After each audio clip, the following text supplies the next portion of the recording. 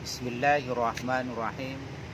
Assalamualaikum warahmatullahi wabarakatuh. Alhamdulillah. Alhamdulillahilladzi anzala ala abdihil kitaba wa lam yaj'al lahu iwaja. Wassalatu wassalamu ala asyrafil anbiya'i wal mursalin Sayyidina wa maulana Muhammadin wa ala alihi wa sahbihi ajma'in, amma ba'd. Hadirin para pemirsa rahimakumullah. Puji syukur kita panjatkan kehadirat Allah Subhanahu wa taala atas limpah rahmat dan inayahnya, sehingga pada hari ini kita dapat bersua kembali dalam keadaan sehat walafiat. Salawat dan salam semoga selalu tercurahkan kepada junjungan kita Nabi besar Muhammad sallallahu alaihi wasallam, keluarga beliau, para sahabat dan pengikutnya sampai akhir zaman. Hadirin para pemirsa rahimakumullah. Dalam menjalani kehidupan ini ada dua dimensi, ada dua tendensi, ada dua tujuan yang akan kita raih, yaitu kehidupan dunia dan kehidupan wal akhirah. Kedua kehidupan ini bermuara pada pengabdian kita kepada Al-Khaliq. Namun dalam menjalani kewajiban kita untuk mengabdi secara totalitas kepada Al-Khaliq, ada hal-hal yang tanpa kita sadari telah membuat pengabdian kita itu sia-sia. Artinya apa yang kita tunaikan itu tanpa ada hasil sama sekali. Jadi hadirin sekalian, bukan hanya rutinitas kehidupan duniawi yang sia-sia kita tunaikan, tetapi pengabdian kita kepada Allah Subhanahu wa taala, ibadah kita kepada Allah Subhanahu wa taala juga akan menjadi sia-sia karena perilaku kita sendiri. Khusus terkait dengan ibadah puasa yang kita tunaikan saat ini, Rasulullah Shallallahu alaihi wasallam menegaskan, kam min shaimin laisa lahu min siyamihi illal ju' wal atal. Berapa banyak orang yang menunaikan ibadah puasa itu, dia tidak akan mendapatkan apa-apa illal ju' wal atal, kecuali rasa lapar dan dahaga. Ternyata ini bukan hanya isapan jempol, bukan hanya penyampaian retorika semata. Setelah kita teliti, ternyata kita yang menyebabkan bahwa puasa yang kita tunaikan itu tidak akan kita peroleh apa-apa kecuali lapar dan dahaga saja. Di mana penyebab hal itu? Sebagaimana sabda Rasulullah Shallallahu alaihi wasallam, "Man lam yada' qaulaz zur wal amalati." Kalau kita tidak bisa meninggalkan qaulaz zur, kata-kata dusta, kata-kata buruk, wal amalabi, tapi tetap kita amalkan dalam kehidupan sehari-hari, apalagi dalam menunaikan ibadah puasa ini, falaisa lillahi hajatun ayyada'a ta'amahu wa syarab. Allah tidak butuh terhadap upaya kita menahan lapar dan dahaga dari puasa yang kita tunaikan. Artinya hadirin sekalian, ibadah puasa kita itu akan sia-sia tanpa memperoleh hasil sama sekali kalau kata-kata buruk tidak kita tinggalkan. Ada di dalam kitab Durratun Nasim juga ditegaskan bahwa khamsatu asya'a tuhbitus shaum. Ada 5 perkara yang membatalkan pahala puasa yang kita tunaikan. Al-khidbu wal ghibah wan namimah wal yaminul gamus wan nazaru bisyahwatin.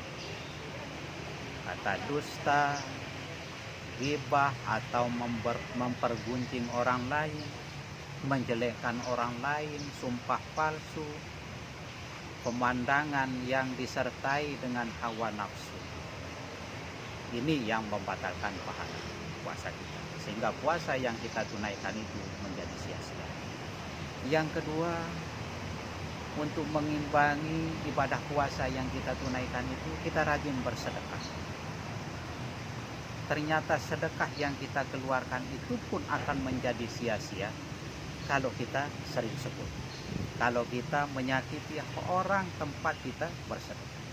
Sering kita lihat di tengah-tengah masyarakat kita, dia bersedekah dengan tujuan agar orang menyebut dia sebagai orang yang berhati dermawan, orang yang suka memberi, orang yang suka mengasihi. Ini akan menyia-nyiakan sedekah yang dikeluarkan. Ya ayyuhalladzina amanu la tubatilu sadaqatikum bil manni wal adha. Hai orang-orang yang beriman, la tubatilu sadaqatikum, janganlah engkau batalkan sedekah itu bil manni wal adha, dengan cara menyebut dan menyakiti hati orang tempat kau bersedekah. Oleh karena itu hadirin sekalian, ada kelebihan harta, ada kelebihan rizki yang kita punya, mari kita tunaikan sedekah. Jangan kita sebut, jangan kita sakiti orang yang kita beri sedekah itu, karena itu perbuatan yang sia-sia. Keseluruhan ibadah itu pun akan sia-sia. Kita rajin ke masjid sholat berjamaah, kita rajin menunaikan zakat, kita rajin bersedekah, kita rajin silaturahim ke sana kemari, muaranya semuanya akan sia-sia kalau diiringi walau asyraku, kalau diiringi dengan menyekutukan Allah, sebagaimana disebutkan dalam surat Al-An'am ayat 88, walau asyraku lahabita anhum ma kanu ya'malun. Jikalau keseharian kita, ibadah yang kita tunaikan itu diiringi dengan menyekutukan Allah, lahabita anhum, maka akan batal dan dihapus apa yang sudah kita kerjakan itu. Maka ya'malun, apa yang telah kita tunaikan. Oleh karena itu hadirin sekalian, kita harus berhati-hati, kita harus menjaga dan meneliti perilaku amaliyah kita di dalam menjalani kehidupan ini. Ibadah yang sudah kita tunaikan dengan ikhlas, ibadah mahdoh maupun gairu mahdoh yang sudah kita tunaikan karena Allah SWT, tapi ternyata dengan perbuatan yang sekecil-kecilnya yang mengandung syirik, ternyata membatalkan keseluruhannya, akan menjadi sia-sia. Sedekah yang kita tunaikan, kita sudah ikhlas pada awalnya, tetapi karena riya, kita sebut di mana-mana kita sudah bersedekah, akan menjadi sia-sia.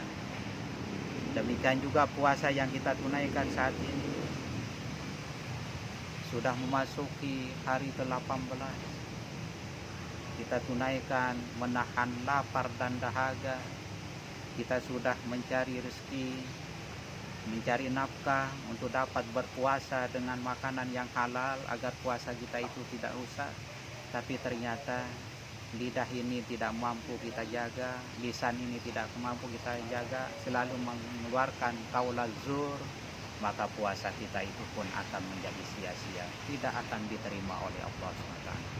Oleh karena itu hadirin sekalian, mari kita jaga ketiga hal itu. Yang pertama, kita hindari diri kita untuk tidak mengeluarkan kata-kata yang buruk, qaulaz zur. Yang kedua, kalau ada kelebihan rezeki kita sudah bersedekah, jangan sekali-kali kita sebut sedekah yang sudah kita keluarkan, apalagi menyakiti hati orang tempat kita bersedekah. Dan yang ketiga, harus kita jaga hati ini untuk tidak terbersit atau tidak melakukan perilaku sekecil apapun yang tersangkut paut masalah syirik kepada Allah Subhanahu wa Ta'ala. Mudah-mudahan kalau ketiganya sudah mampu kita tunaikan, mudah-mudahan ibadah yang kita tunaikan saat ini diterima, diridhai oleh Allah SWT sebagai bekal kita di akhirat nanti.